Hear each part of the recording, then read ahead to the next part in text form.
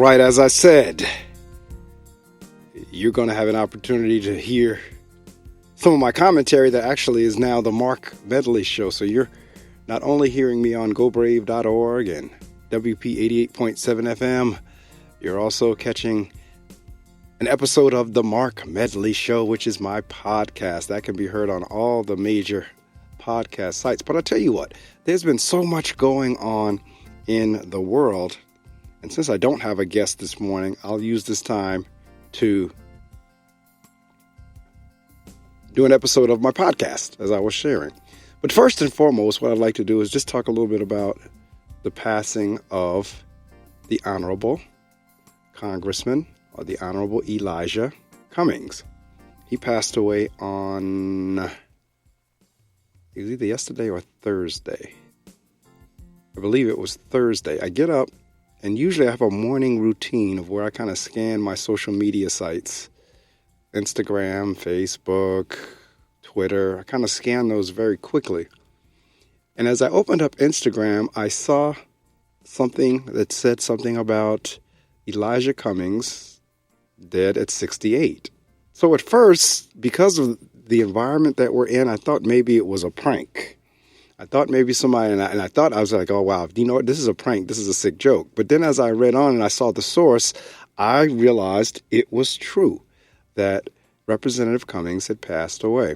Now, interestingly enough, last year, around this same time, maybe a week or two difference in dates or whatever, we were actually together. He was here at the Brownstone House for the NAACP Freedom Luncheon, and I happened to be one of the awardees or honorees at that luncheon. So we were actually sitting on the dais together. We were sitting at the same time at the head table together because he was the keynote speaker. He was the keynote speaker for the NAACP Freedom Luncheon, and I was sitting there at the table, and he gave a dynamic keynote speech. So when I saw that he had passed away, my mind immediately went back to last October when we were sitting together, whenever he was sharing in the keynote address. Not to mention, I always followed what was going on in Congress, particularly in this administration, in terms of what he was trying to get done with his committee. So it was just really sad to learn that he had passed away. And so, as everyone always says, sleep in peace, rest in paradise, sleep in paradise, whatever the SIPs and RIPs are. We certainly wish that. But wonderful person of integrity. He said what he felt, and he meant what he said. He did not, at least I can tell you now, based on listening to his keynote address last year, he did not mince words. That's for sure. So our thoughts and prayers certainly go out to his wife and all the rest of his family, as well as the congressional family down in Washington. Hearts go out to them. That was a great loss. Now, I know those of us are getting up there in the 50s, 60s, 70s, 80s. Nothing is promised to us, but it's just sad to see him go, because he was vibrant. He was 68, but he was last year. He delivered a strong keynote address to a full house at that luncheon. So again, will be missed for sure. I was truly saddened when I saw that post come up, and as it turns out, it was not someone's sick prank. It was true. Moving along in terms of, and I'll just say this, and you all take it for what it's worth. I was having this conversation last night, because it seems like the more off-kilter someone is, the more like out of bounds or off the rails someone, it seems like the more fans they have. There are folks that are out there. I already mentioned one. There's some artists out there in terms of rappers and singers and this, that, and the other. But it seems like the more offbeat and the more odd and off the rails they are, it seems like the more people support the nonsense. The ones who constantly are rebel-rousing and putting all this chaos out there, seems like they are getting a larger and larger fan base. And that would make me have to question, like, what is going on? What is it about this offbeat. And the offbeat is not just being odd. It's offbeat that's causing damage to folks. It's offbeat that's causing depression. It's offbeat that's causing chaos. It's causing, for lack of a better term, evil. And yet the fan base for that kind of nonsense keeps growing. That's a phenomenon. That's an interesting phenomenon. I guess for whatever reason, we gravitate toward the negative, which is sad in and of itself, that we constantly, and I say we, I'm talking about as a people, as a country, as a world, gravitate toward the negative instead of gravitating toward the positive. And then we wonder, why do we keep getting negative things happening all the time? I'm a big believer in law of attraction. And law of attraction does not negate Christianity, does not negate my faith or belief in Jesus. It doesn't. If anything, it's in the Bible when it says, as a man thinketh, so is he. That's what the law of attraction is all about, in terms of our thoughts attract what we get to us. So if we're constantly focusing on negative, we're constantly supporting and being the fan of foolishness and negativity, guess what we're going to keep getting? More foolishness and more negativity. And yet, I'm looking at the Donald Trumps and the Kanye Wests and the this, that, and of the world, and they seem to be getting a larger and larger fan base. The further and further they go off the rails, the larger their fan base seems to be getting. Now, maybe it's me. Maybe it's my imagination. I don't know. But that's what it seems like. Or maybe that's what social media or the media would have us think. I don't know. But it just seems to me, anyone who's trying to do anything of worth, or anyone who's trying to do something positive, they're struggling to get anybody to support them. Anyone who is like Elijah Cummings are struggling to get folks to support or get behind them. But yet someone that's off the rails seemingly has no problem getting anyone to go behind him. And like I was saying a couple minutes ago, I think a lot of the president's support is coming from, for whatever reason, there's something inherent in people that wants people to strike back, to fight back, to hit back. And I think they feel that that's what this man does, regardless of whether it's right, wrong, or what the damage is doing, of the decisions that are being made and how it's going to impact not only now, but in the future. But we're just so caught up in, oh, somebody's hitting back. Oh, someone's tough. That's a facade. And we're too caught up to understand what that facade is all about. There's something wrong there. There's something wrong whenever you can sit there and know that you've done something that for the most part you wasn't, and yet you're going to go right back in somebody's face. You're going to go back into people's face and do it right there in front of them. You that bold. You're already under investigation for talks in Ukraine, and then you're going to stand up there in front of the world talking about China. That's what I'm talking about. That's off the rails to me. And yet there are people that will support that kind of nonsense. It just is.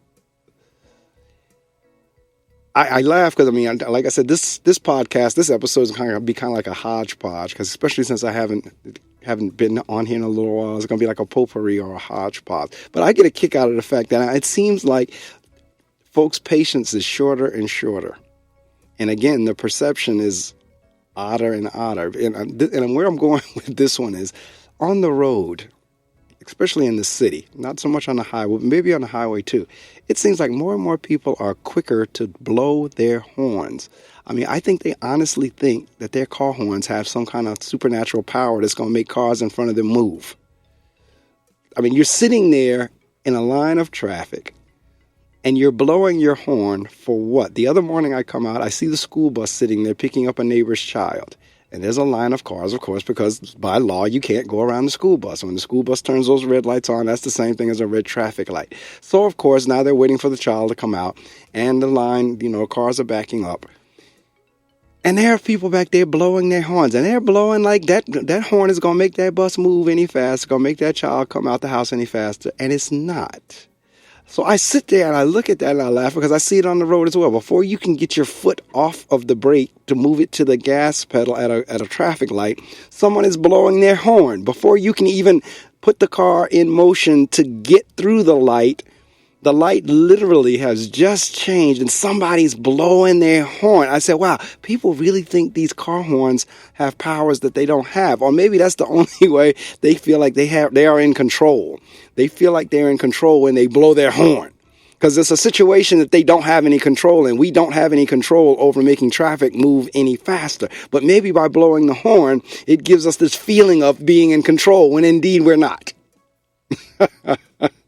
But that's just another thing that, me kind of like observing people and observing my surroundings. I said, it just seems like folks are quicker to lay on their horns, not realizing they're causing a whole bunch of noise, not making anything move any faster. But I guess in their minds, they feel like they have some control over something which they really don't have control over. Don't believe me? Kind of check it out for yourself. Kind of now that the antenna's up, that I've brought that to your attention, kind of go out and see if you don't notice that people are blowing their horns, their car horns, faster and faster.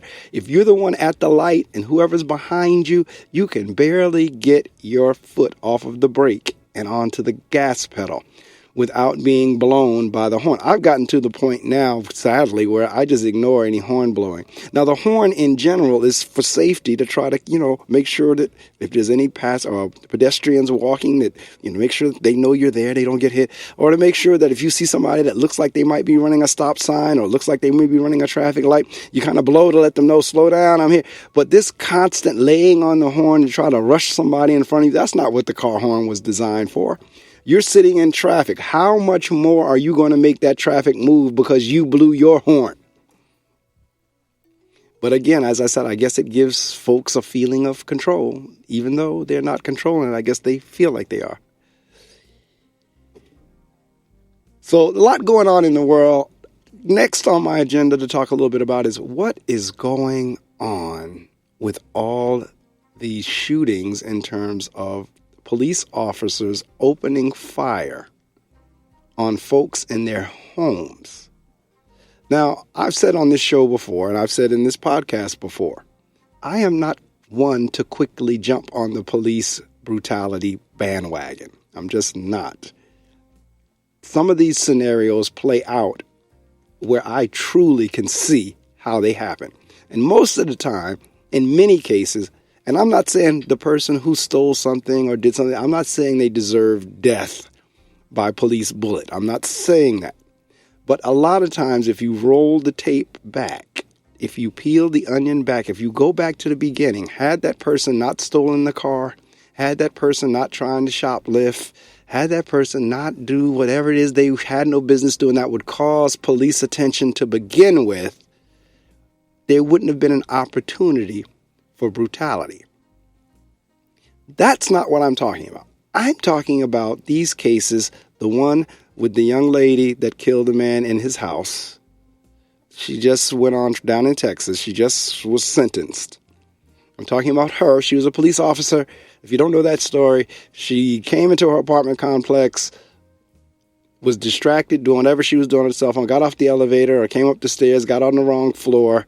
And I understand in those apartment buildings, yes, the doors and everything, the floors are laid out the same. They do look alike. But in any event, she now goes up to an apartment that she thought was hers, according to her. And she thought it was hers. She now sees the door ajar, what have you, or opens the door, and there's a young man sitting in there. So rather than inquiring what was going on, he's sitting there eating ice cream, from what I understand. She just immediately opens fire, kills the man. So she was just sentenced to, I believe, 10 years or whatever it was a couple weeks ago. I forget her name. I don't have it in front of me. But now, a couple of days ago, we have another scenario where someone's in their home and a police officer comes and just opens fire. And in this situation, it was a young lady. It was around 2, 3 in the morning, according to the report. She's playing video games with her nephew. The neighbor had become concerned, as a good neighbor ought to, because he saw the door open in the house. The neighbor calls the police. The police come, see the same thing, start kind of going around the building to see what's going on. And again, I read the reports on a cursory, but I got the gist of the story. The young lady now, because in Texas you can own guns, carry guns, so forth and so on. The young lady hears all this noise outside of the house, and now she gets her gun. Because now she's afraid, she wants to protect herself. But this is the kicker. He sees her through the window and opens fire. No questions asked, nothing. Opens fire on her and kills her through the window of the house. Totally against all protocol and procedures. Protocol and procedures went out the window. Now, a young woman has lost her life. Now, see, this is the thing about guns. Because on the one hand, you got folks saying everybody should own a gun to protect themselves. But on the other hand, like in this situation, she owned a gun. She had the gun in her hand because she was scared someone now, because that time of morning, you're hearing noises outside of your house. She's scared now somebody's trying to break in on her and her nephew. And it's the police, and now he's thinking she's going to now, either she's a robber or a perp or what have you, and now he opens fire and kills her. So there's like a few ways to look at it. Will it be one, if she didn't have a gun, maybe she wouldn't have got shot. But beyond that, he shot her through the window. And she wasn't looking as if she was trying to shoot at them. This is getting ridiculous in terms of shoot first, ask question later, because folks are losing their lives, and we seem to be losing them at a quicker and quicker clip. We just did get through that trial of the lady police officer who killed the man in his apartment. It wasn't hers, it was his. She was just on the wrong floor. And now we have a situation where a neighbor did what he was supposed to do in terms of he saw the door open, called the police, told him, just come check it out. Now the police come in now, another young person, a young lady, has lost her life. See, this is beyond the black-white thing. It just happened so in these cases that it was white officer, black victim. But this is beyond black. This is a human issue. People are losing their lives. Human beings are losing their lives. Police officers are human beings. You have your regular non-police officer, your civilians, they're human beings. But people are losing their lives because of knee-jerk responses out of fear. Now, the question becomes, is that fear heightened because you're dealing with someone who's African American? That's what the question comes. Is that fear heightened now because you feel that the person is African American, that person is trying to harm me? See, that's got to stop. Because just because I'm African American does not mean I'm trying to harm you as a Caucasian. That has to stop. That thinking, because your police officers are going into situations with a heightened sense of fear, a heightened sense of just being agitated because you're now chasing somebody in your mind you think has broken the law. So just all of that combined, and yet now you take it up another notch because the person has dark skin. That's got to stop, because people are getting killed. And then every time any kind of discussion is had on any type of gun control, which I don't know if we can control guns, because the black market and folks who are out there doing illegal are going to get them one way or the other, whether we have all kinds of controls in place. So, but at the same time, the discussion does need to be had. There are too many guns out there. Now, one way is, and the gun manufacturer won't like it, but one way is at some point you just have to cut off making. You know what? We're not going to make any more guns. We're not going to make any more. As store owners and bodega owners, you know what? We're not going to sell any more toy guns. We're not going to sell toys that look like guns. Those kind of decisions and discussions have to be had and made. But in the meantime, folks are losing their lives. Police officers are losing their jobs. This young man immediately, he resigned because he knew he just did not follow protocol. And the chief said, well, if he didn't resign, he would have been fired anyhow. Either way, he was no longer going to be a part of that department. So you got folks losing lives, folks losing jobs. It's all, again, on this high anxiety, this sense of fear, this I don't know, but it's just getting worse and worse. As I opened up the episode in terms of, it seems like those who are further and further off the rails are gaining larger and larger fans and support. Those who are trying to do the right thing, trying to uphold and stop some of the madness, their support is waning. You got folks losing lives. You got police officers scared of folks who have dark skin. And as I said, I don't jump on the police bandwagon, the brutality bandwagon quickly. I really don't.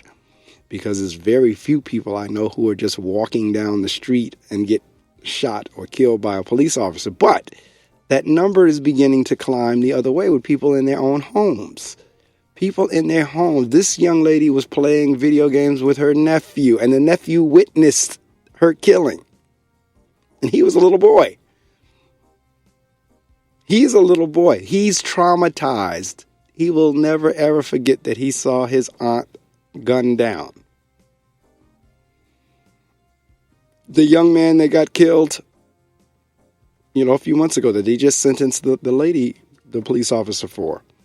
Now, that interestingly enough, in that case, the young man who got killed, his brother felt enough to give the police officer a hug in court, and that set off a whole nother controversy. That set off a whole nother set of questions. Should he have given her a hug? Should the judge given her a hug? Set off a whole new set of, and again, because this was the question would come up, okay, if the situation was reversed, if it was a Caucasian that got killed, an African-American who killed him, would all this hugging have gone on in court? That's where folks, kind of got caught up in that. I don't think it was the fact that the compassion was there. The question was, would the compassion have been there if it was the other way around? In any event, that's my show, my podcast for the morning. I'll be putting on the Good News and Song. That is the Marc Medley Show. That's on all of the major podcast distribution sites. You can catch me live, as you all know, because I'm here live now on Saturday mornings from 6 to 9 a.m.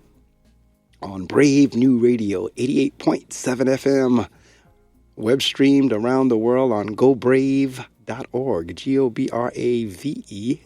I also have my website, marcamedley.com. You want to find out anything about me or any of the shows or music, go to the website. It's there, marcamedley.com, MARCAMEDLEY.